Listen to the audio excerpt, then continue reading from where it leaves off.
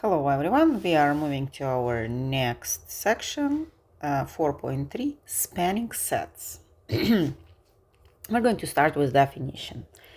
So, definition is going to be for a linear combination. Imagine that somebody gave you n vectors from vector space V. V1, V2, V3, something like this. You know, some vectors. V1, V2, V3, I don't know, some other vectors, and vector Vn. And then you multiply these vectors by some arbitrary numbers, or not arbitrary numbers, but just like numbers by scalar multiplication. So you multiply k1 by v1, and then add them. Again, here you use scalar multiplication, here you use special addition for that vector space. k2, scalar multiplication, v2, and addition, and so on until you reach kn, scalar multiplication by vn, all of this like set. So what we have is going to be called a linear combination of vectors v1, vn. Linear combination, and it's going to make a vector also from W, just because what you do, you multiply scalarly and then add, which are both operations like leaving the vector inside of vector space. So we have linear combination. Linear combination means that all vectors here, well, kind of the first power, right, we multiply them by constants. It's like a equation of a line, let's say, just a very, very big one. Linear combination. And W is going to be called linear combination. That's basically what definition tells. If you have a vector W which can be represented as a like linear combination of vectors v1, vn, then this vector is called linear combination. Now guys, what is interesting about linear combinations? The theorem. If you have a non-empty set S with some vectors W1, W, oh, sorry, not W, WR, non-empty set of vectors in vector space V. Then, next theorem is going to be true. A. The set W of all possible linear combinations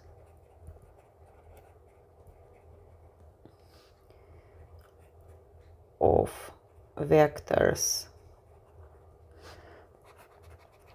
from S is a subspace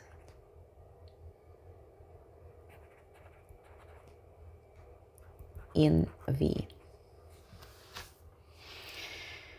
Well, trying to say that, consider some vectors, I don't know, 1 vector, 2 vectors, 3 vectors, important that it's not empty set.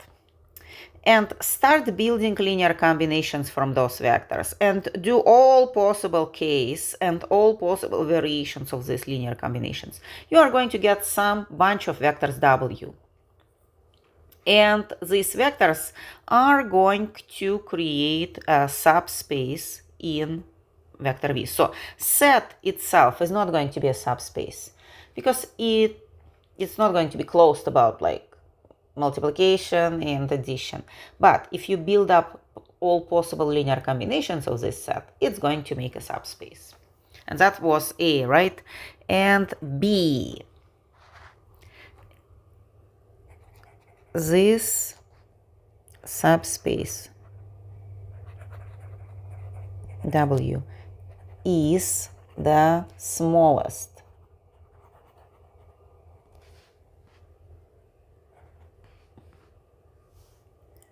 subspace in V that contains all vectors from S. well, kind of a long way to write down the theorem. I'm going to explain what is it.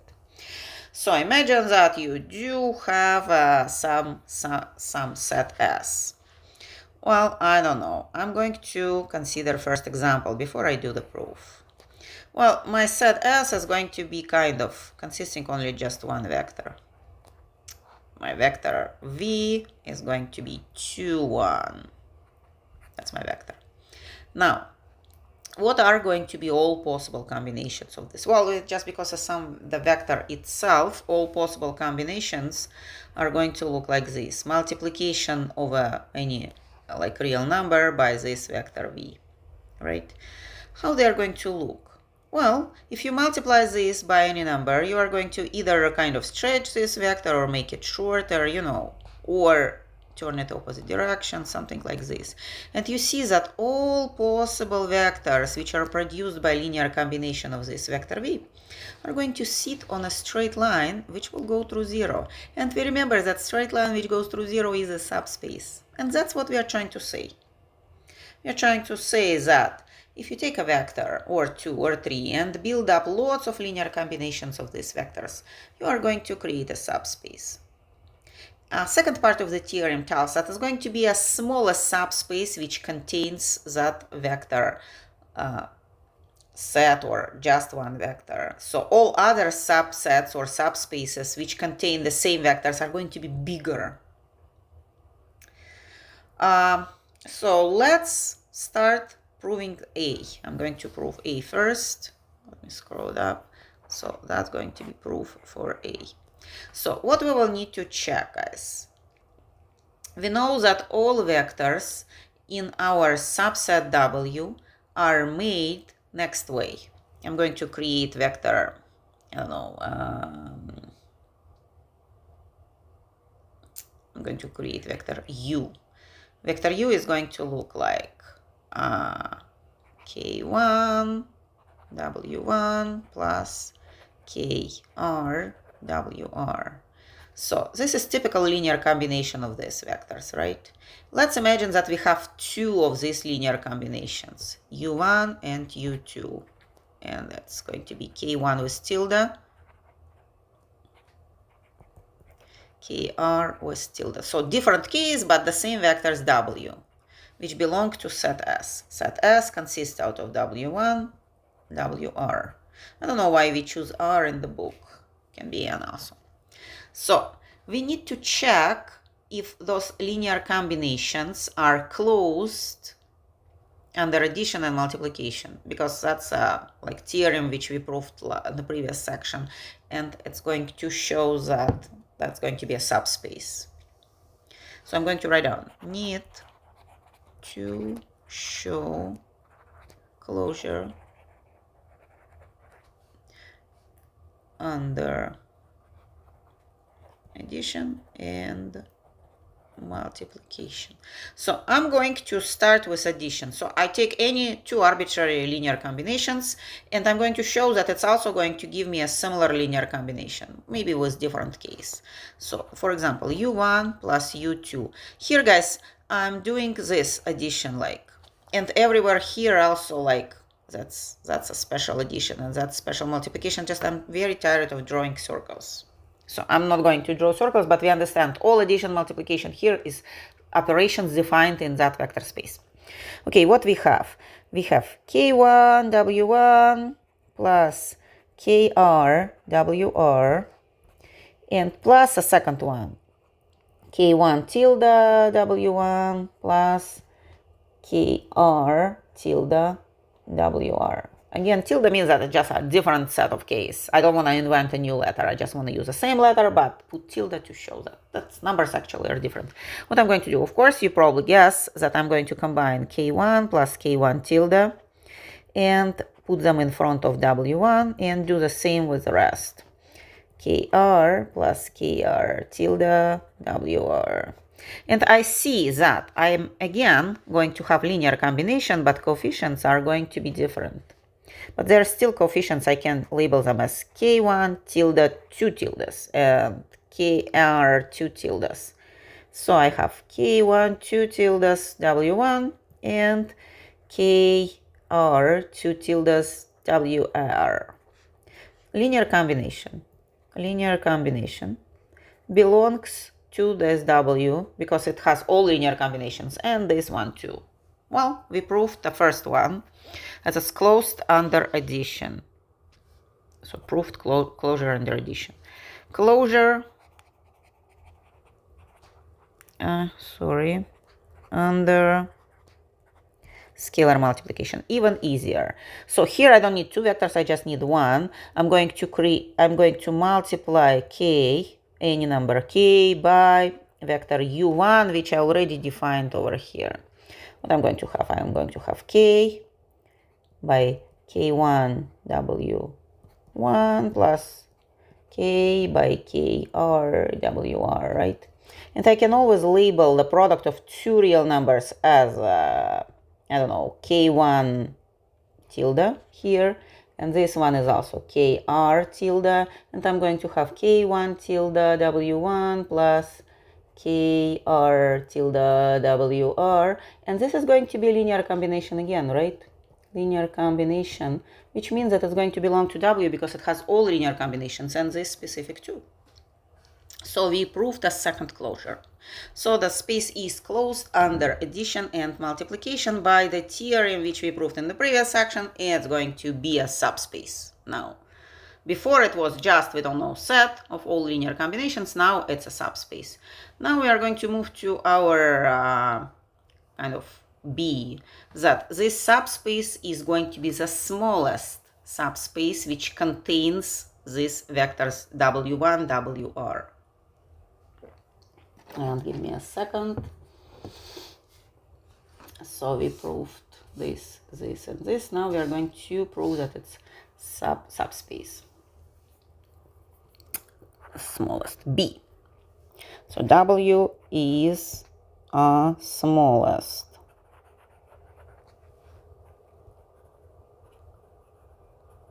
Space of V that has vectors from S. Well, imagine that we have another subspace W. Assume we have, I don't know, it's going to be bigger or smaller, but like another that,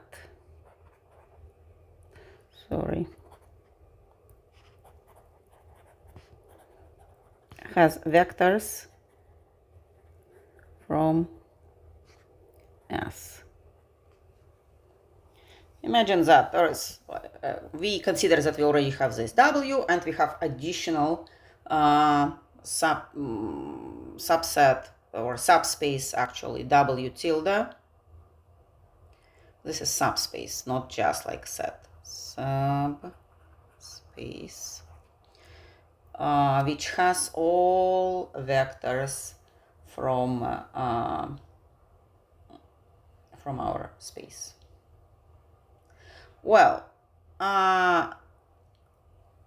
here I'm just going to say a few words. Just this subspace W tilde has all S vectors. And wow, because it's a closed linear space, it also has all linear combinations. Why? What is linear combination? Linear combination is like a number multiplied by a vector plus, which is also vector, right? Plus another number multiplied by another vector. And we know that when we do this procedure, the result must stay in subspace. So if you have all S vectors in this subspace, linear combinations are sitting there too. Just like there is no other way, because it's supposed to be closed about like multiplication and addition, and that's what we do in linear combination. We multiply it by a number and we add it to another vector. So it's supposed to have all linear combinations, which means that it has all vectors from W, because they are only these vectors. But this space, besides it having all these vectors, can have extra. But it can have extra vectors. Well, at least it has all vectors from the W space, but it can have more vectors, not necessarily only the vectors, right? So that's why W is the smallest subspace.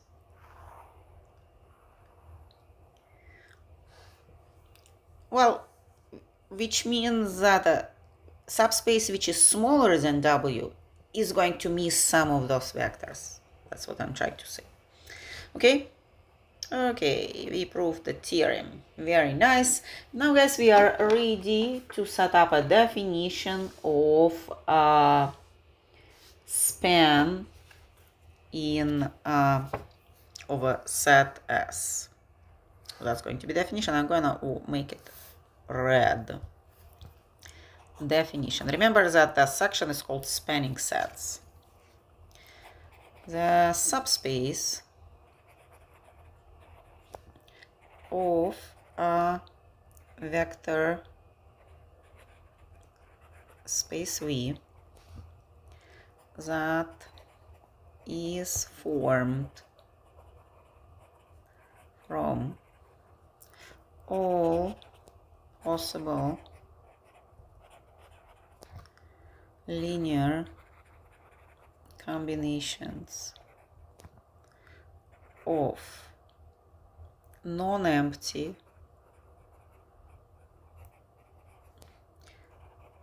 set S is called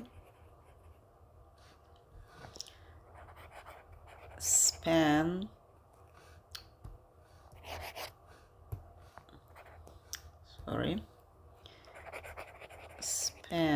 of S, and we are going to write it down next way. Span of S, and also we are going to write it down like this.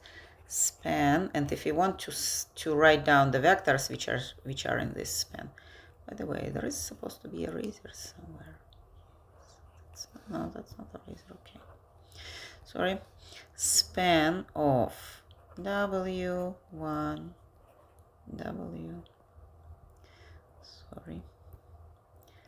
WR.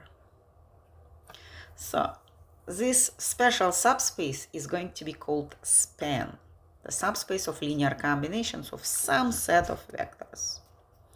And we are going to write down span S means that that's a set of these vectors, or just literally say these vectors. Well, a couple of examples. Example number 1. Let's consider basis vectors of like three-dimensional space. 1, 0, 0, our I, j, k vectors in 3D space.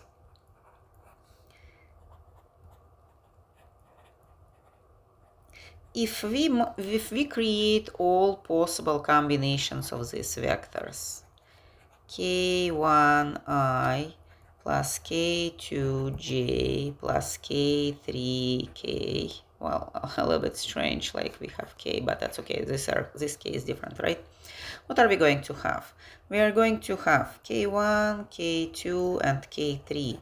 And these vectors are actually all possible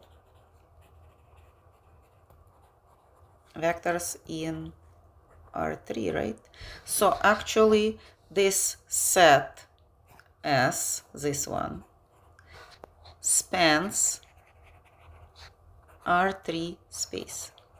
So all space can be represented as a bunch of linear combinations of a special set, and we are going to kind of say that these three vectors span actually set R3, which is like all 3D vectors, right? Well, now guys, maybe it makes sense to learn how to like test for spanning.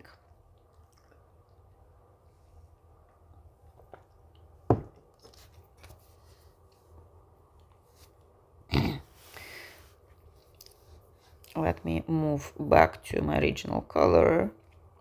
Testing.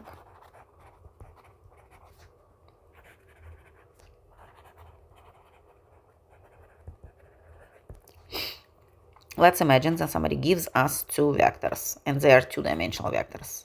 First is 1, 2, and the second one is 1, 0. And they're asking, is this is set of S, two vectors, is or does, it's better say does it span R2? R2 is a set of all two-dimensional vectors. Well, how do we figure this out? How can we set? Well, basically, guys, if we can express all vectors in 2D through linear combinations of these two vectors, means that, well, it spans all this set. What I'm going to do, guys, I'm going to assume that, I'm going to assume that arbitrary vector B, which belongs to R2, is going to have coordinates B1 and B2. And I will figure out, can I kind of figure out a linear combination which is going to express every vector like this? So how I'm going to do it? I'm going to write down B equals K1 V1 plus K2 V2. So can I represent every vector in this space R2 as a linear combination or not? Well, I'm going to literally write down everything. So what I have, I'm going to kind of write down instead of V1, whatever we have for V1, 1, 2, instead of V2, whatever we have for V2, 1, 0, and instead of B vector, B1, B2. Again, B1 and B2 are arbitrary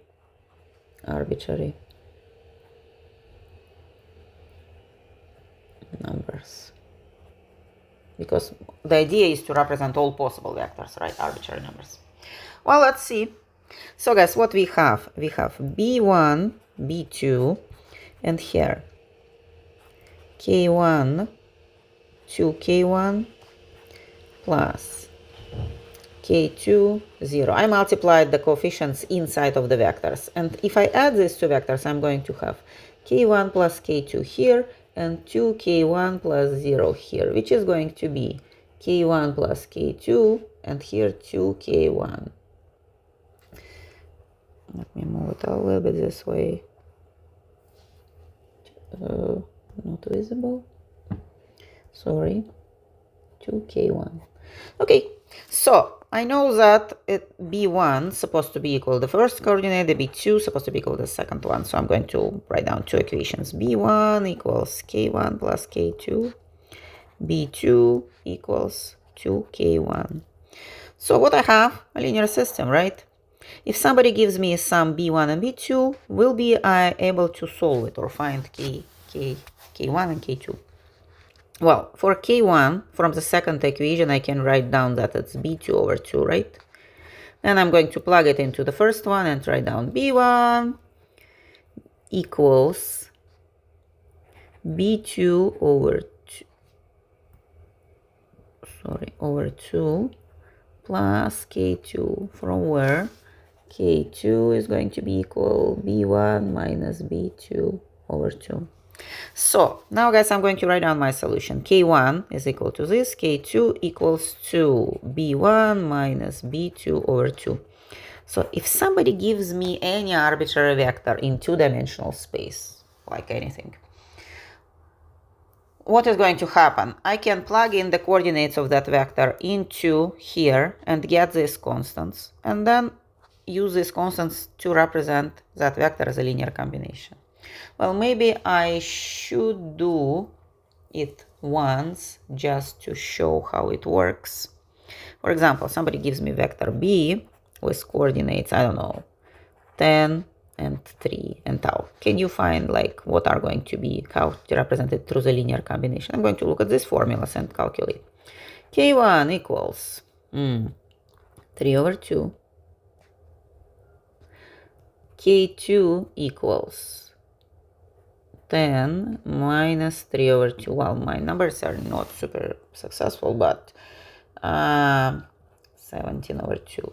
Now I'm going to say that my vector b with coordinates 10, 3 can be represented as a linear combination of vector v1 plus vector v2. So if I can represent any vector, means that actually these two vectors span the space. Sometimes vectors are not spanning, and I think we are going to consider examples where they are not spanning in class. And if you kind of do the homework, you are also going to see them. Now guys, the last theorem I'm going to consider is going to be the theorem about two spans. So last theorem. If we have two sets,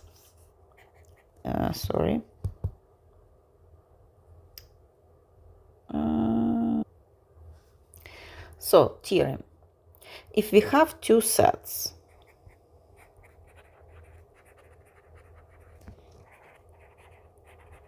of vectors, like set S with vectors v1, vr, wrong parenthesis, and set S prime with vectors w1, wk. Not necessary that they are supposed to have same amount of vectors. And we have two sets, and the span of V set is equal to span of W set.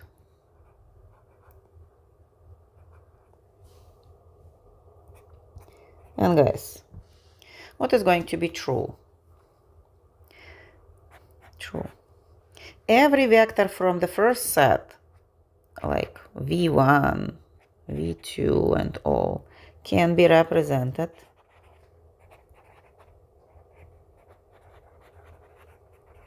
as a linear combination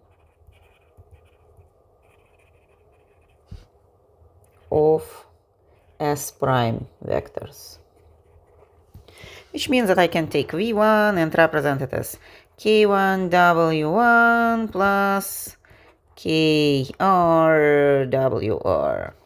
Why it's going to work? It's not necessarily one only, all of them. Why it's going to work? Well, because spans of these two sets are equal, means that like vector v1 sits in this span by itself, not multiplied by anything, not combined with anything, right? It's like, consider that linear combination of one vector with coefficient 1. It sits in this span, right? If it sits in this span, it can be represented through a linear combination of these vectors, w. And that's what we have. Same is going to be true for vectors w, and vector w1 or n or k can be represented as k1 tilde vector v1 plus k, I don't know, r. Why am I using same? That's supposed to be k here. kr tilde and vr. Again, same reason. Because spans are equal, you take this vector and it belongs to span itself. It's not, it can be represented as a linear combination of this vector multiplied by 1, right? That's a linear combination which is consisting only on like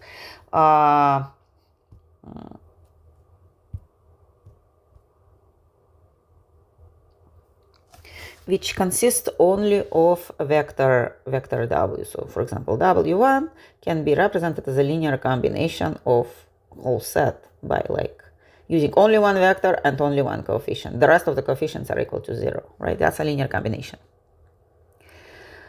But because spans are equal, means that this vector also sits in a span of this V set. Means that it can be represented also as a linear combination of V vectors.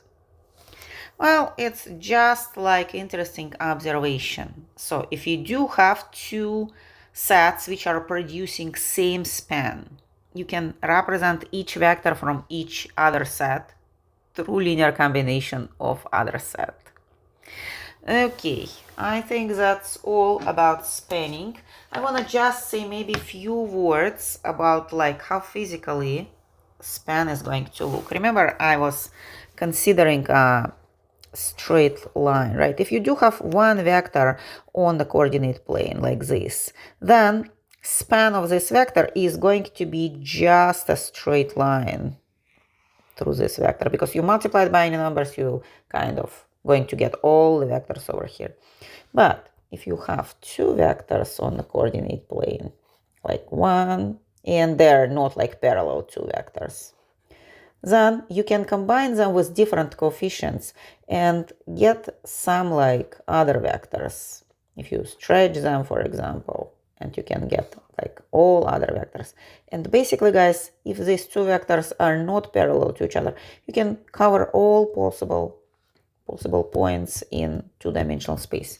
So span is actually some kind of a balloon which you kind of blow, and the holding pieces are going to be these vectors from the set. And over here, this is a holding piece, and these are two holding pieces are going to hold actually all the points around them. Okay, that's all about spanning sets.